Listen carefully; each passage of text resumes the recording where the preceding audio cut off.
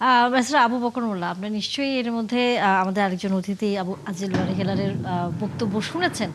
আপনি কি আশ্বস্ত হতে পেরেছেন বা আপনি কতটুকু তার বক্তব্যে যুক্তি খণ্ডন করবেন কিনা? ধন্যবাদ। দেখুন, আমি আমি জানি না হেলাল ভাইয়ের কাছে মানে গণভোটের যে ৪ টা বিষয় উপর জনগণ ভোট দিয়েছে এটি ওনার সামনে আছে কিনা। যদি থাকতেন অথবা ওনার যদি মনে থাকে উনি কিন্তু এভাবে বলতেন না। সেখানে কিন্তু যে ৩০ টা বিষয়ে জুলাই সনদের একমত হয়েছে জনগণ, মানে সরকার বিরোধী দল সকল দলগুলো, সেখানে ঐকমত্য পোষণ করে যেগুলো একমত হয়েছে সেগুলো বাস্তবায়নের কথা রয়েছে। সেখানে কিন্তু ৪টি বিষয়ের উপর জনগণ মানে গণভোট দিয়েছে, আর যেটি তাদের নোট অফ ডিসেন্ট রয়েছে তারা দলীয়ভাবে পালন করতে পারবে সেটি সেখানে আছে। এখন হেলাল ভাই যদি সেটি ভুলে থাকেন, সেখানে কেয়ারটেকার সরকার সিস্টেম রয়েছে, এই ব্যাপারগুলোর প্রতি ৪টা বিষয়ে হা না এবং ৩০টা বিষয়ে যেগুলো ঐক্যমত হয়েছে irrespective of your political opinion, আপনি সেগুলো পালন করতে বাধ্য। জনগণ সেই ৪টা বিষয়ে ভোট দিয়েছে, তা আপনি অ্যাজ ইট ইজ আপনি সেটি করলেন না কেন? আপনি কেন নিজের রাজনীতি আজকে নিয়ে আসছেন, নিজের মতো করে ব্যাখ্যা দিচ্ছেন, আর নিজের মতো করে কথার ফুলঝুরি ছড়াচ্ছেন কেন? আপনি কেন বলছেন আমরা জুলাই সনদের প্রতি আন্তরিক? এই কথা তো আমরা শুনে আসছি, আপনাদের স্বরাষ্ট্রমন্ত্রী পার্লামেন্টে বলছে, সকলে পার্লামেন্টে বলছে। তো আপনারা গণভোটের রায়ের আলোকে যেগুলোতে একমত হয়েছেন সেগুলো বাস্তবায়ন করছেন না কেন? আপনাদের তো নিজের মতো করে, আপনি যে ডেপুটি স্পিকারের কথাটা বললেন সেটা কি জুলাই সনদের আকারে করছেন? আমি আপনার এই প্রোগ্রামের মাধ্যমে আইজুল বারী হেলালকে এবং সকলকে জাতির উদ্দেশ্যে প্রশ্ন করছি, জামাতকে ডেপুটি স্পিকারের যে প্রস্তাবটা দেওয়া হয়েছে সেটি কি জুলাই সনদের আকারের, মানে যেভাবে বলা হয়েছে সেভাবে প্রস্তাব দেওয়া হয়েছে, নাকি তাদের ৩১ দফার ভিত্তিতে করা হচ্ছে? আমরা আপনার ৩১ দফার ভিত্তিতে মানে মানে অনুদান তো আমরা নেব না। আমরা নেব জনগণ রক্ত দিয়ে জুলাই সনদের ভিত্তিতে। আপনি সকল কিছু যখন বাস্তবায়ন করবেন তখন আমরা সেটা নেব, তখন আমরা সেটা বাস্তবায়ন করব। কিন্তু আপনি অনুদান দিবেন, আপনি ৩১ দফার আলোকে আপনি সেটা নিয়ে রাজনীতি করবেন, সেটি তো আমরা মেনে নেব না। দেখুন, আপনি আসেন, আমি যে কথাটি বলছিলাম যে কাউরান বাজারে প্রতিদিন কোটি টাকার উপর চাঁদাবাজি হয়, আপনি সেটি বন্ধ করার বিএনপির তরফ থেকে কার্যকর কোনো ভূমিকা রয়েছে? আমি আপনাকে এবং দর্শক শ্রোতাদেরকে বলবো স্টার নিউজের মানে মানে প্রতিবেদনটি দেখতে আজকের, যে ওনারা যে দেখা যাচ্ছেন এটার সাথে কিভাবে এবং কারা প্রতিদিন কোটি টাকার উপর চাঁদাবাজির বাণিজ্যের সাথে যুক্ত, কারা একজন মানব হিতৈষী ডাক্তারের চেম্বারে যুবদলের পরিচয়ে চাঁদাবাজি করতে ব্যস্ত। তারা সেগুলো বন্ধ না করে আজকে বলছেন টাইম ম্যাগাজিনের ১০০ প্রভাবশালী ব্যক্তির তালিকায় আমাদের সম্মানিত প্রধানমন্ত্রী রয়েছেন। সেখানে থাকতে পারলে তো আমরা গর্বিত। উনি থাকুক, বাংলাদেশে মান সম্মান ওনার কারণে বয়ে আসুক, উনি বই নিয়ে আসুক, সেটি আমরা প্রত্যাশা করি। উনি আমাদের সম্মানিত ব্যক্তি। কিন্তু বাস্তবতা হচ্ছে যে উনি কিন্তু প্রথম দিনে যে কাজটি করলেন জনাব তারেক রহমান সাহেব, যে উনি এবং ওনার দল সত্যিকার অর্থে মুখের ফুলঝুরি ছাড়া ছাড়া ওনারা জুলাই সনদের প্রতি অশ্রদ্ধা জ্ঞাপন করেছেন। বাংলাদেশের ৭০% জনগণ যেই বিষয়গুলোর উপর, প্রধান ৪টা বিষয় উপর ভিত্তি করে তারা গণভোটে ভোট দিয়েছেন তা প্রত্যাখ্যান করেছেন, এবং সর্বোপরি মানে দলবাজি করছেন সকল জায়গায়, তাদের দলের লোকজনদেরকে অ্যাপয়েন্ট করছেন এবং ব্যাংকিং সেক্টরে অরাজকতা সৃষ্টি করছেন, এবং ওনারা চাঁদাবাজি বন্ধ করছেন না এবং দিনকে দিন বাড়ছে। এই যে অভিযোগগুলো জামাতের পক্ষ আমি থেকে আমি একটু তাহলে বলি যে ভাই যদি দেখে যে জুলাই সনদের ২৩ নম্বর অনুচ্ছেদ আপনি পড়েন 23, সেখানে বলা হচ্ছে যে বিরোধী দল থেকে আপনার ডেপুটি স্পিকার দিতে হবে, এটা ৩১ দফা না। আপনি দেখুন জুলাই সনদ একটু দেখুন যে আমি ভুল তথ্য দিলাম কিনা। ২৩ নম্বর অনুচ্ছেদে বলছি। এবার আসুন গণভোটে। গণভোটে কি বলা হচ্ছে? 4টা প্রশ্ন দেওয়া হয়েছে। একটা হলো আপনার যে জানোটা তত্ত্বাবধায়ক সরকার, একটা হলো এই যে বাইক্যামেরাল পার্লামেন্ট, আর একটা হলো এই যে গুরুত্বপূর্ণ সংস্কার বাস্তবায়ন 30টি। এইখানেই যত ঝামেলা।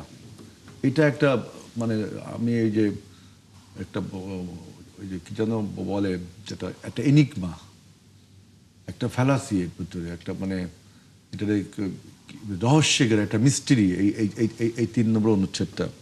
আর একটা হলো অন্যান্য সংস্কার। এই 4টা প্রশ্ন দেওয়া হয়েছে, সবার কাছে সুপারফিশিয়াল বিষয় একটা। আপনি 1 নম্বর আর 2 নম্বর মানেন তো 3 আর 4 মানেন না, আপনি হা দিবেন না না দিবেন। কিন্তু যেহেতু গণভোটটা প্রয়োজন ছিল তখন, এবং গণভোট কিন্তু আবারও করতে হবে। আপনি দেখেন এই যে আমাদের জুলাই সনদ অনুযায়ী যদি আমরা কোনো সংস্কার করি যারা মৌলিক সংবিধানের মৌলিকতার সাথে যদি সাংঘর্ষিক হয়, আপনাকে, আমার ধারণা, আমার জ্ঞানে বলে আপনাকে আবারও গণভোট করতে হবে। সে যাই হোক, সুতরাং গণভোটে যে 4টা পয়েন্ট দিয়েছে, এই 4টা পয়েন্টে আমরা যে প্রথমে এই যে তত্ত্বাবধায়ক সরকার আমরা তো মানি, দ্বিকক্ষ বিশিষ্ট আমরা তো প্রস্তাবই দিয়েছি, তাই না? আর 2টো প্রশ্ন হলো যে 30টি গুরুত্বপূর্ণ সংস্কার। কি 30টি? সেই 30টি কি? কোন 30টি? 84-র মধ্যে এরকম একটু ধোঁয়াশা আছে, মানে এক ধরনের হেয়ালি, এক ধরনের বিভ্রান্তির মধ্যে রয়েছে গণভোটে। কিন্তু গণভোটটার মূল স্পিরিট হলো যে you have to implement the July charter.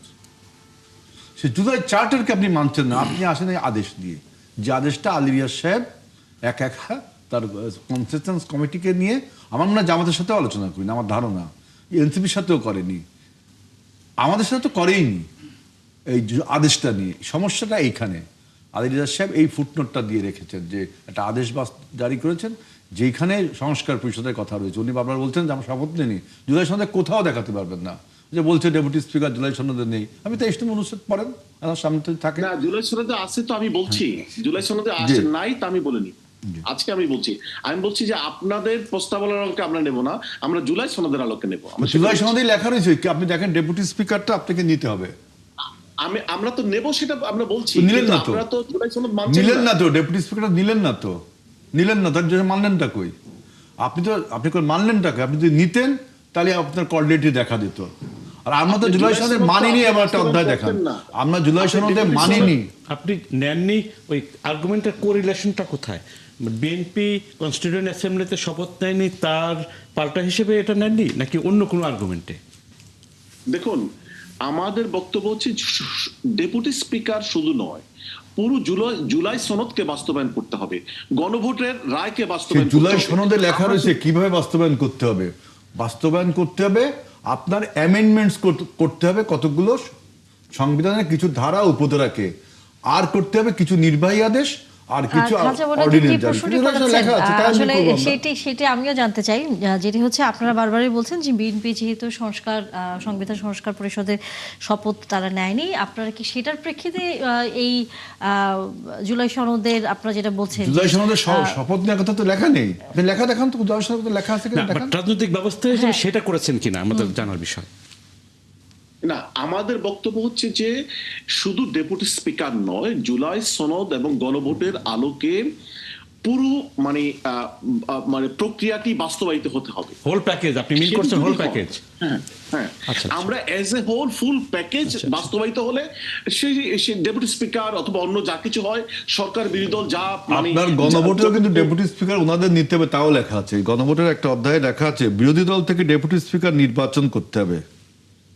সেটা আপনি মানলেন না তো। এটা গণভোটের 4টা পয়েন্ট, একটা পয়েন্ট আমি দেখলাম 3 নম্বর পয়েন্টে যে 30টা গুরুত্বপূর্ণ সংস্কারের মধ্যে এটা রয়েছে। কিন্তু আপনি বলুন যে বিএনপি জুলাই সনদের কোন অংশটা মানেনি, আপনি একটা অংশ দেখাতে দেখান। জুলাই সনদের আলোকে জুলাই সনদের কোনটা বিএনপি মানেনি, আপনি শুধু বলেন যে জুলাই সনদের কোন 84টার মধ্যে কোনটা বিএনপি মানেনি, একটা উদাহরণ তো দেন আপনি।